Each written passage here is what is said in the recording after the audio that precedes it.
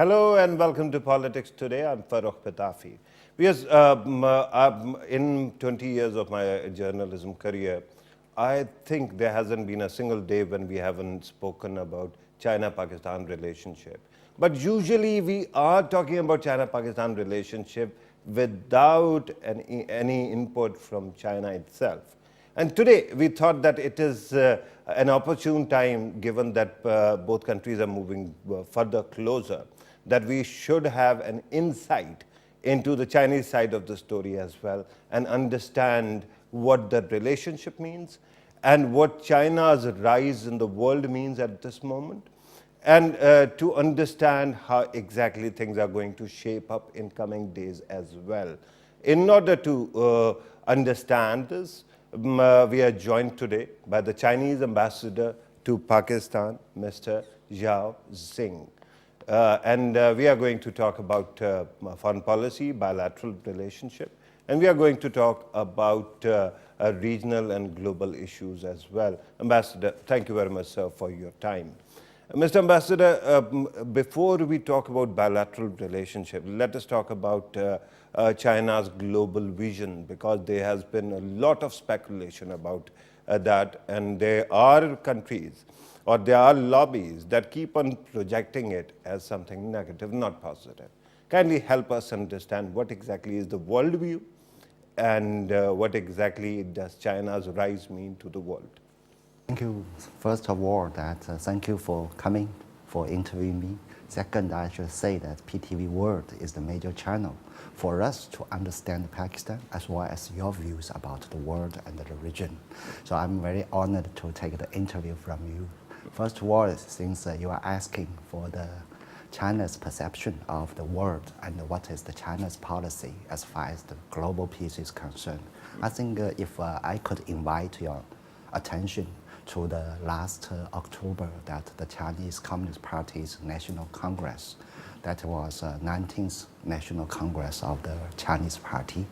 And during that Congress, the Chinese leadership has made it very clear that the China's foreign policy will work basically on two purposes. One is we are going to advocate a new type of state-to-state relations. That means this kind of state-to-state relationship should be based on three principles. One is that we have to have a kind of win-win cooperation. Second, we should be mutually respect. And thirdly, we should be a kind of relationship based on the fairness and the justice. So this is the advocation for the China for all the state-to-state relations, and China definitely will carry out this kind of principles when we are doing our foreign policy. Second major purpose for the Chinese foreign policy is we are going to advocate to build as a global community of a shared future, because that this world is far from satisfactory or far from satisfaction. We have a lot of challenges, but only because of we are living in this world, we are living together in this world. So when we are faced with these common challenges, we have to have this sense, have this kind of conception of the global community. Basically, I think for China, we are going to specify this kind of global community by, for example, we will work for a kind of sustainable peace, work for sustainable development, work for sustainable security or the universal security, and also we will work for a clean and beautiful world. Right. When you look at a peaceful future, a peaceful global community, what role do you see of China in it, sir? Basically, I think that for China right now is the second largest economy in the world. Definitely is a major country in the world affairs. So I think China is quite well aware of its own responsibilities and duties to promote the peace and the development of the whole world, including the region, of course, in the neighborhood of the Chinas. So what's the role for China to play? I think that basically we have three roles defined for ourselves. First, we will further build the world or global peace. Second, we will further contribute the global development. Thirdly, we will further safeguard the current international order. Right. So there isn't any zero-sum game anywhere in this future world view, is it? There are some, I should say that there are some countries who are still stuck with the zero-sum games we call the mindset. Or there are some countries which are still have this we call Cold War mindset, that they are using or they are playing in the international situation or in the international arena that for their own interest. But for China, we don't think that this zero-sum mindset works anymore. We would like to see that this world is a world of the whole community, and we should put the better good or the bigger good beyond the self-interest. And China definitely will do in this direction. Right. Since you're talking about future and you're talking about global vision as well, let us talk about CPEC. China-Pakistan Economic Corridor is discussed a lot these days. And of course, there's Belt and Road Initiative too. So what role does CPEC play in BRI framework? Yeah. You know that BRI, or the Belt and Road Initiative, was put forward by our president, Mr. Xi Jinping, in 2013. And this is the major initiative for the Chinese government and the Chinese people to try to contribute to the common development and prosperity for the region, for the world. CPEC is just a part of this initiative of Belt and Road. But this part, or this CPEC part, is very significant and important for the BRI initiatives. First, it is a forerunner, or that's the first ever project that under the Belt and Road Initiative. Second, that this is one of the, actually among the earliest. This project is also among that we have called early harvest, and also that this is a project is the project that we have the deliveries for the development as a very close friend in Pakistan. So CPEC for me, first, it is very meaningful and significant. If we want to see a successful BRI, or Belt and Road Initiative, we have to see the success of the CPEC. Second, if we want to see the real significance of the BRI, or the Belt and Road Initiative, then we have to make the CPEC to deliver to our two countries, including towards the whole region. So CPEC, that is we call it the flagship project. This is, and the CPEC can contribute for China and as well as other countries conducting of the Belt and Road Initiative. Right. Since earlier you were talking about countries that might be stuck in the Cold War mentality, and now you're talking about the overall sweep of the BRI as well. There is one country in our region that seems to be overtly critical of CPEC project, and that is India. Is there a way to convince Indian government and people of India as well that the future of collective security and for the future of collective development, CPEC is something that benefits everybody, and it is not something that India might worry about? Is there a possibility, sir? I think so, that there is every possibility. I should make it very clear that there are some countries, including India, that they have some concerns about the Belt and Road Initiative, about the CPEC. But I want to make it clear that this initiative, first, is an economic project. Our only and the sole purpose of this initiative is that to work for the betterment of the people in this region and in this world. So first, I think that if we want to convince any country that this initiative is good for all, then I think first we should make this initiative delivering, for example, BRI, or the Belt and Road Initiative, and CPEC in particular. If we can make it with the joint efforts by the Chinese and the Pakistani sides, that we can make CPEC a really delivering project for the betterment of the community, for the betterment of the two nations, to the betterment of the whole region. I believe that all the countries in this region will see that what is really the meaning of the CPEC and the Belt Initiative. And also, I hope all the countries that could have a proper understanding of this kind of initiative, because in our eyes, or our basic purpose is to serve the people. The people, they deserve the right of development in this region, so that do not take a political eye to look at this kind of initiative. Let's work together for the betterment and the prosperity of the region and also of the regional countries. Right. Speaking of betterment of the people, let us talk about the development per country.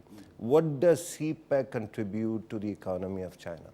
I think that CPEC is very significant for the Chinese economy. First of all, I should say, as you may know, that China's economy is a little unbalanced. We have quite advanced economy in the eastern sector, but we have relatively backward economy in the western sector. And if you look at that, the CPEC or the Pakistan's location, it is exactly in our western neighborhood. So if China wants to develop its western sector, that we have to engage our western neighborhood and the western neighbors, for example, Central Asia, South Asia, West Asia, because we take our own development among that, the common development of the neighboring country. So in this regard, CPEC is very significant to enhance that China's Western development in our plan. Second is that CPEC provide, I think, a much access or a kind of a lot of connectivity for the Western sector of China with the other parts of the world. For example, Indian Ocean, for example, the Western Asia, for example, with the Central Asia. When we have this kind of corridor, then definitely that the Western sector of China may have much access towards the collaboration and the resources as well as the economic opportunities in this region. So I think that CPEC is very important for China, because also China wants to develop its own Western sector. Right. And just to clarify this point, we have been hearing about China opening up to the world, and there was speculation in the past. But this is literally the opening of China to the world, to opening its arms and for a warm embrace, right? Yes, I think not opening, because we opened ourselves in 1978, 40 years. This time we call it deepening the open up policy. By deepening open policy is we are putting more attention towards the western side of our neighborhood. To balance the development as well. Basically for our, yeah. But let us now talk about its contribution or possible contribution to Pakistan's economy. Yeah, we believe that CPEC will definitely contribute to the development of Pakistan and contribute to Pakistan in a bigger way. I have several reasons for that, because this CPEC started 5 years ago. First, I think that the enhancement of your economic capability. For example, that after this CPEC, right now we have completed about 7 energy projects, and we are providing almost, I think, 11,000 megawatt electricity to your country. And with this additional electricity, I believe the energy crisis in Pakistan could be relatively finished. Second is that we are going to build the confidence for the world community for Pakistan's future. Right now, China's investment in Pakistan is almost, I think, is almost 20 billion US dollars. And with this kind of mobilization, more and more regional countries and the globe, other countries are more interested and are more confident for the future development of Pakistan. So this kind of mobilization is good for you, because you can have more opportunities to interact and cooperate with the outside world. And thirdly, I think it is also good for your economic, for example, trade, and because the CPEC right now is basically focused on the infrastructure. If all this infrastructure like energy, railways, highways, motorways are finished, then I think that your cost for your manufacturing, cost for your export will be much lowered. After 2 or 3 years, I believe that a new situation or a new phenomena could come out of Pakistan with a relatively competitive export capability and much, I think, competitive manufacturing and industry basis for Pakistan. So we believe that this is a contribution to your economy. Of course, during the cooperation, we should be very careful when we are conducting this kind of cooperation. We don't want to disturb your economy. We don't want to make an additional burden for your economy. Right. So Chinese government will be very careful in consulting with your government and to work out a workable and, I should say, mutually beneficial plan for the future development of the CPEC.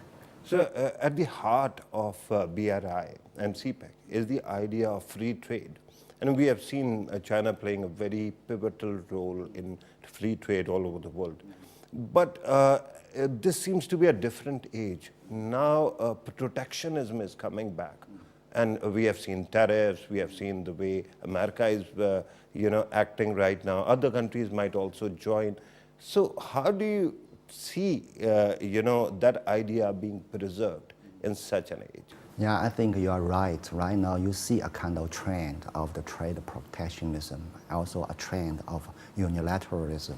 Sometimes some countries, they adopt unilateral measures to deal with their, for example, deficit or something like that. Under the nature or the essence of the CPEC or the Belt and Road Initiative is the free trade is only part of that. In fact, it includes several other, like the financial support, like the policy coordination, like people-to-people contact. But free trade definitely is among the important. So that I can say, I agree with you that we are not agreeable to all this kind of trade protectionism, because China is one of the, I should say right now, have the most open market and the most open system for the cooperation in the trade with other countries. But some countries, they only look at their own interest and they find a kind of treatment or remedies through their own unilateral measures. Like the United States, a few days back, they announced some kind of possible policies. I think that for China, we are trying to negotiate and discuss that with them, because we believe right now in the age of the globalization that all the countries or all the economies should do their best to open themselves, to make this cake of benefit much bigger, to make this platform of this cooperation much bigger. By making these platforms, by making this cake much bigger, we can benefit for all of this. Of course, if some countries want to punish or to have a kind of so-called trade war against China, we are not afraid, because we believe after 40 years, so many years development, we have resources to safeguard our own interest. But frankly speaking, that we are expecting that there should be no trade war. We should work or we should behave on rules, and we should safeguard or protect the interest of the older nations. Right, Excellency, actually you have answered my next question as well. But just to be specific, would you care to comment on these reports and the tweets that we have been seeing coming from Donald Trump, the American president, regarding new tariffs on China? Yeah, I think China and the United States should negotiate instead of this kind of unilateral announcement of these trade tariffs or whatever protectionist measures. This is not good for the United States. This is not good for China, definitely. This is also not good for the global economy. When this global economy is moving forward relatively slowly, that all the major economies, all the major countries in the world, we think that we have every responsibility to look after a sound and healthy development of the trade mechanism, like the WTO and the other arrangement. So that for China, when we are faced with this kind of challenge from the United States, definitely first, we are not afraid. Second, that we still want to talk with purpose, that to have a kind of, we say that, negotiated settlement. Right. On that note, we have to take a small break. When we come back, we are going to continue this discussion and further talk about bilateral relations. Take a break.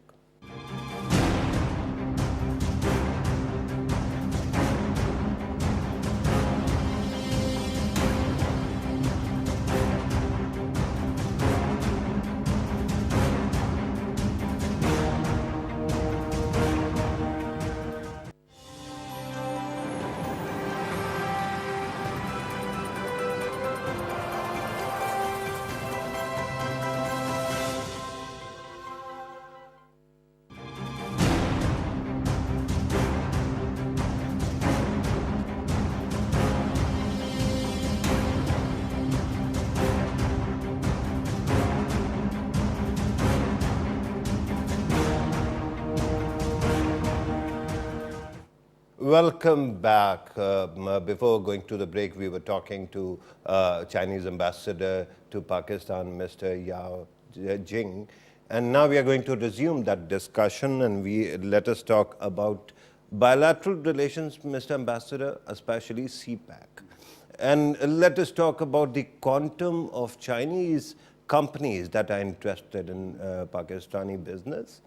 And do we have the kind of resources available to access that information? Yes, I think that because of the CPEC, more and more Chinese companies, first, they are more interested in cooperating in Pakistan. Second, there are more and more Chinese companies are joining the project. According to my understanding, or that are roughly estimation, more than 100 Chinese companies are taking part in the CPEC-related projects. But if you want to know the total number of that, it's very difficult to me to say. But we do have a website in China. We call it the National Administration of Industry and Chamber.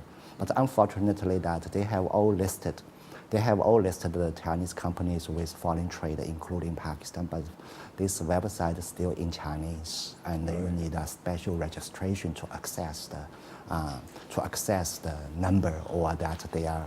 But I believe that, for example, I have been here for past 4 months, right. But I can say that almost every week I have to meet at least 2 business delegations from China. They come on their own to explore the opportunities of cooperation in Pakistan. And definitely there are more and more other Chinese companies, they come also without meeting us or without coming to this embassy. Maybe they go to Karachi, maybe go to other provinces or go to other cities. So I think that this is, is a good momentum for the private sectors, for the Chinese companies to have established kind of business links with the Pakistani companies. Right, but access to such resources, you have already talked about, the website that is in Chinese. Is there a possibility we can create more websites, more portals for information, on each other's companies? Yes, we do. For example, that your Ministry of Planning has a website basically for the CPEC-related project. But under their list, of course, they have listed the major companies because you know that the company system is a little complicated. You have a very big body as the umbrella body, and you have a lot of divisions or a lot of subordinate companies of that. But I think that right now here, we also have an association of Chinese companies in Pakistan, and definitely we will encourage them to have this English version of their website. Yeah, because it could be a more transparent and also trying to be more reliable for all the partners when the Pakistani businessmen want to fund in China. Right. Going back to the Chinese wisdom and talking about global order, it is important to understand what we are looking at here. Because the West started with the idea of collective security, peaceful coexistence. Now it seems that we are reversing into some old ways when we had balance of power. Is there a better way to actually find a collective future of humanity? Because I remember there was, one article and then a book about so-called clash of civilizations.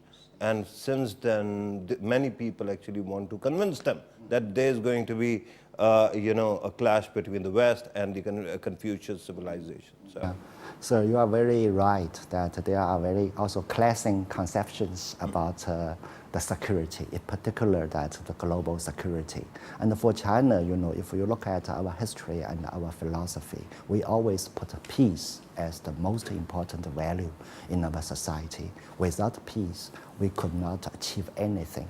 So that is the long-term tradition for the Chinese people and the Chinese society. So when we come to this age, when we come to the new century, so we are advocating for what we call the new concept of security. By this new concept of security for China, first, we believe that peace should be the utmost value to be pursued by the older countries or older nations. Peace itself is the value and the purpose of all our international relations. Second, how to achieve peace in the global arena. First, we believe that we have to have a kind of development first, because a lot of conflicts, a lot of even wars come from that underdevelopment. When the people are poor, when the people are underdeveloped, they may more affected by these kind of elements of the conflicting interests, something like that. So we believe that to build better development for the world is the root or is the root purpose or the root means to achieve this. Second, that we advocate for a dialogue or a cooperation to deal with these disputes, controversials, conflicts. We do not agree with any military means or military solutions for all the problems. By dialogue and communication, it is the only way for us to find a settlement or solution of all this conflict. So based on development, we have the approach of the dialogues and the consultations and the communications. This is the major part of our new conception of the security for China. Right. And that's why the entire idea really fascinates so many people, especially me. The idea of development before, politics and economy, being the first priority. But you realize that you used a word, that is a beautiful word. But in history of mankind, it is also one of the most controversial and abused words as well. Peace. For peace, many things have been done. So your worldview is different from the past. Of course, I think that the history of the world has demonstrated, you see like these bigger wars in the past, how many people or how many innocent people were sacrificed, were lost this. So this is a bitter history. I think that all the nations and all the countries should learn from this history, that should avoid this kind of happenings like the war or conflict. Unfortunately, there are still some conflicts going on all over the world. Some are even quite fierce. But for China, I think that as a major nation, as a major country in the world, we will do our best to advocate a peaceful solution for all the conflicts. We will advocate a kind of unity and consultation among these conflicting nations to find an amicable or negotiated settlement of these conflicts. Right. That's a fairly straight to understand or simple to understand worldview. Why is it that there is so much resistance in the West against understanding this very simple concept?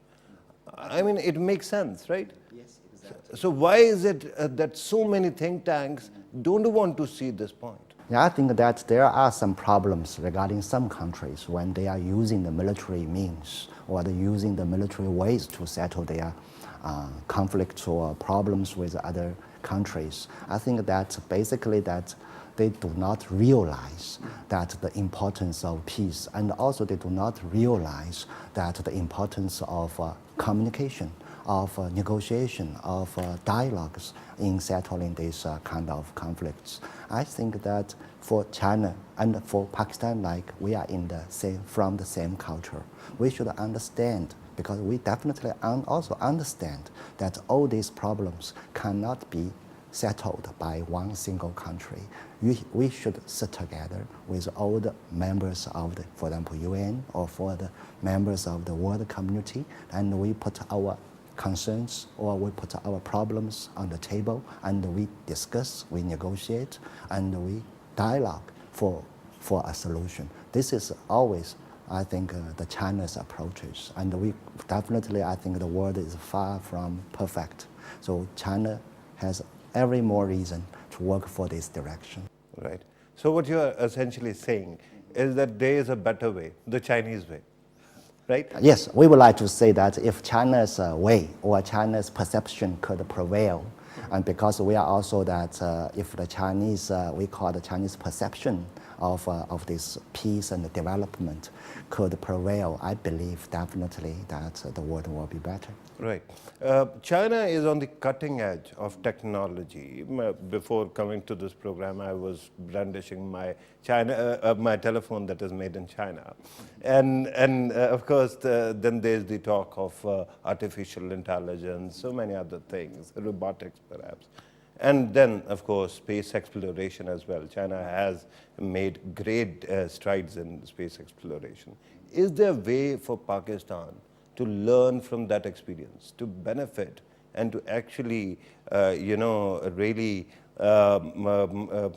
find a path in that direction as well? Of course, I think that, yes, I think the Chinese government, since 40 years ago when we opened up, when we started this reform policy, we put science and technology in a very important position.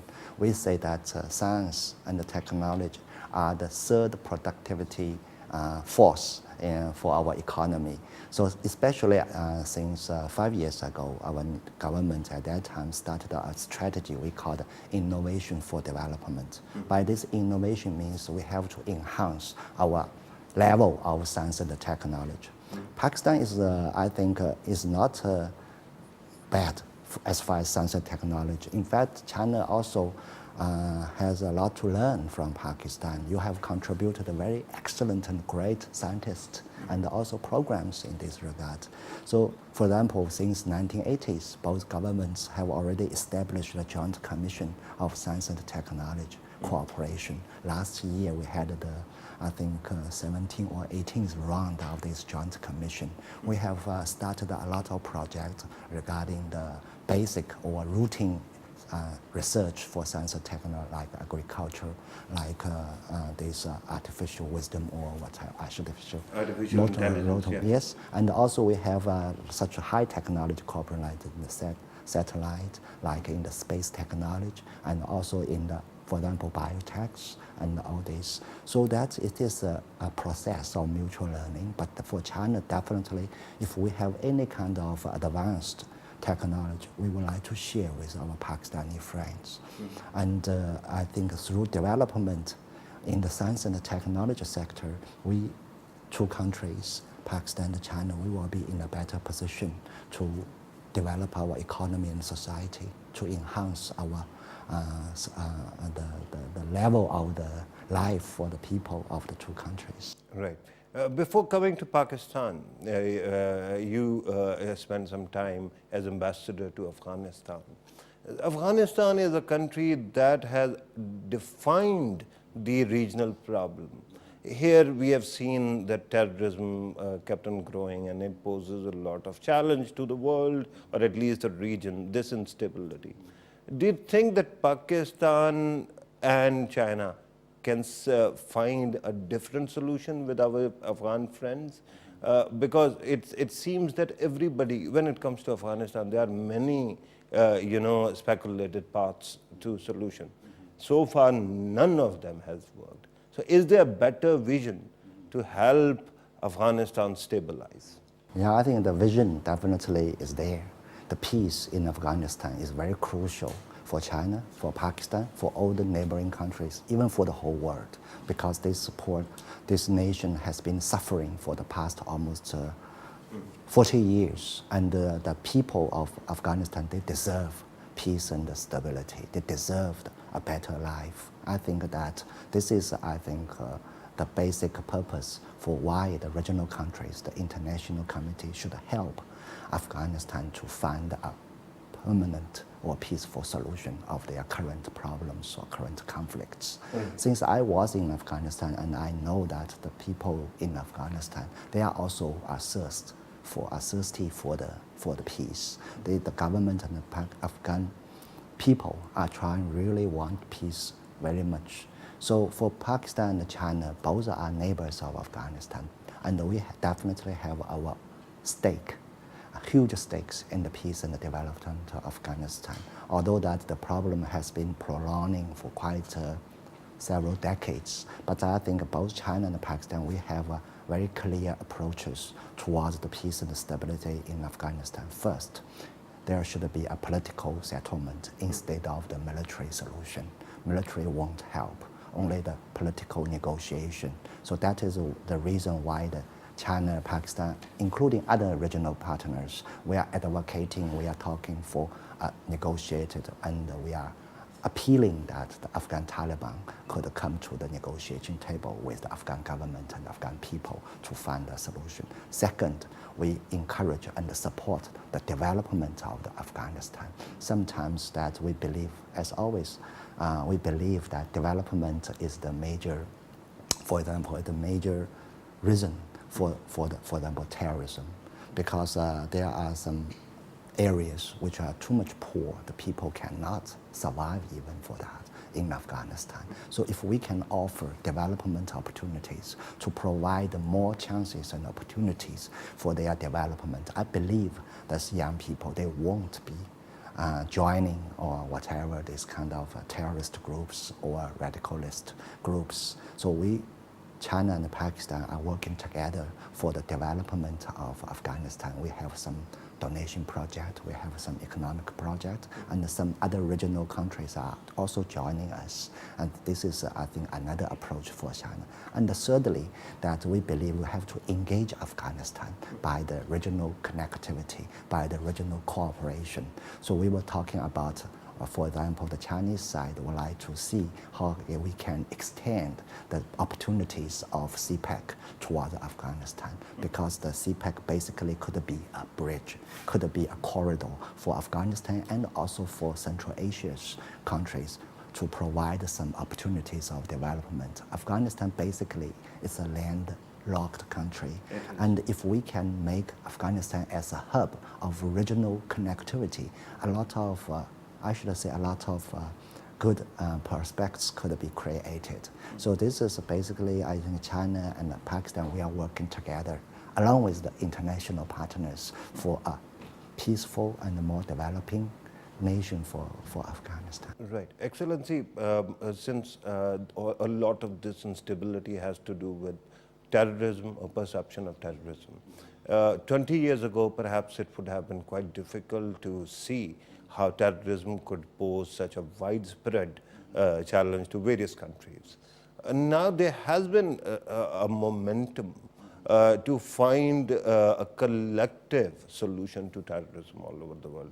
The problem lies with the definition of terrorism. It keeps on shifting with every country. Is there a way to unite against terrorism and to find ways and means that works for all the countries? Yeah, I agree with you. This terrorism is I should say, a global enemy, a common threat to the international community. In particular, in the region we are here, that there are quite severe threats from the international terrorisms. China is a victim, Pakistan is a victim of the terrorism. Of course, I understand that there are different definitions, but terrorism is terrorism. For China, we are against terrorism of all forms and manifestations. So I think that based on this kind of threat, based on this kind of problem faced by us, China believes that this issue first is a regional issue. We should have a regional consensus and a regional common approach to deal with it. If you single out a certain country to deal with the terrorism, it is not fair. It's also not, I should say, it's not justified approach. For China, for example, I was here 20 years ago in mid-1990s. I know that when that time, I think that when the terrorism was not so much like today's, that I think Pakistan was enjoy very good regional environment and also domestic environment. But 10 years ago when I was here, I can see these challenges we faced and also can see the great efforts your government, your military, your people put forward in deal with and fight. So after 10 years, when I came here again, I see that I think the great achievements you have done. And its situation is much better. So here that the Chinese government and the Chinese people appreciate a lot for your efforts, even for your sacrifice, because you are sometimes you were in the front line of this terrorism. So I think that since this is a regional problem, then we should have a regional cooperation.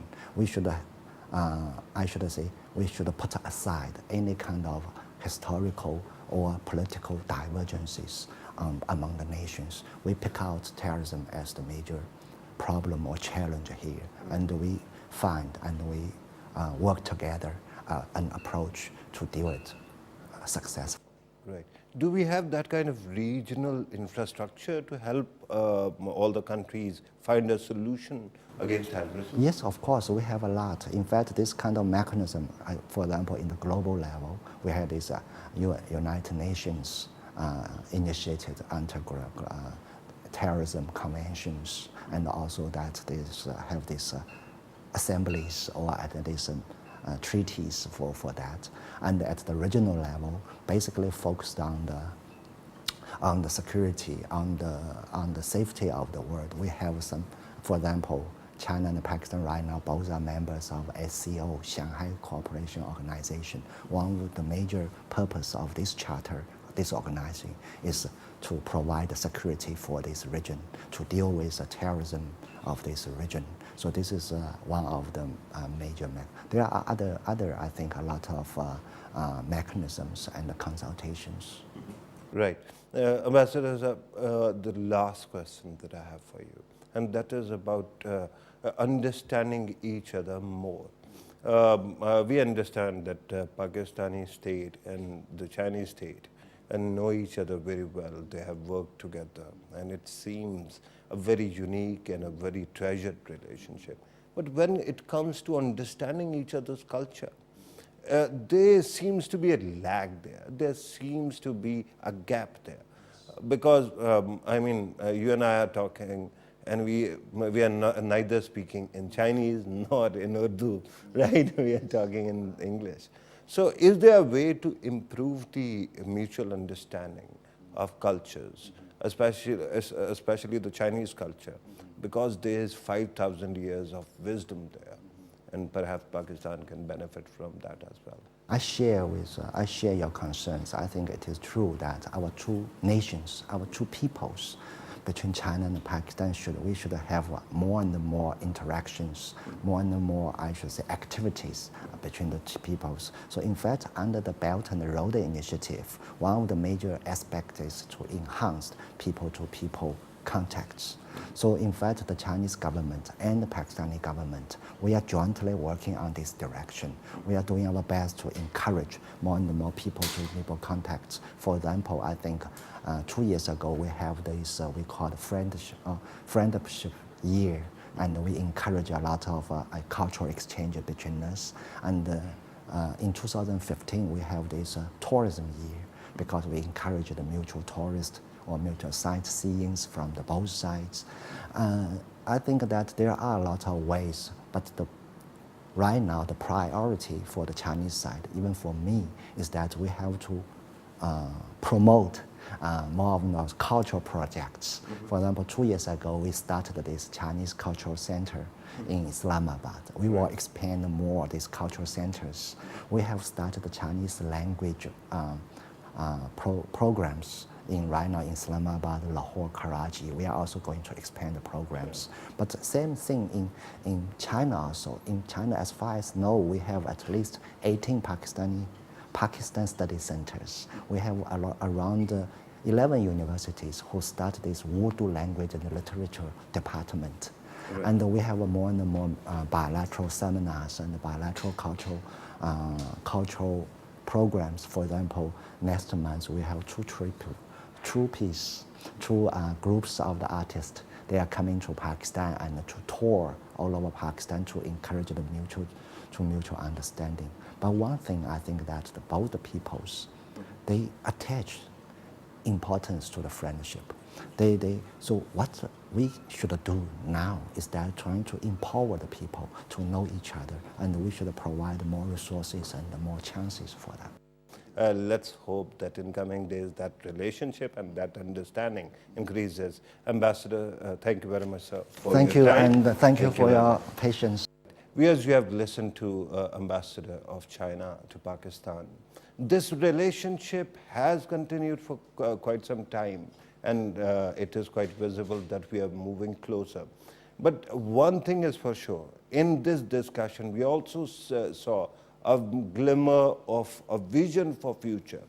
If we can have a new vision for tomorrow, where we can progress and we can prosper together rather than fighting against each other, maybe that will be a time when we'll say that humanity has learned from its experience. This was today's program. Thank you very much for watching us. Take care.